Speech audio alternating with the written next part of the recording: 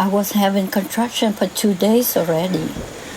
We were alone on this island and didn't know what to do. It was raining a lot. We went to find help. I felt very scared. I thought no one could hear me scream, but I was wrong.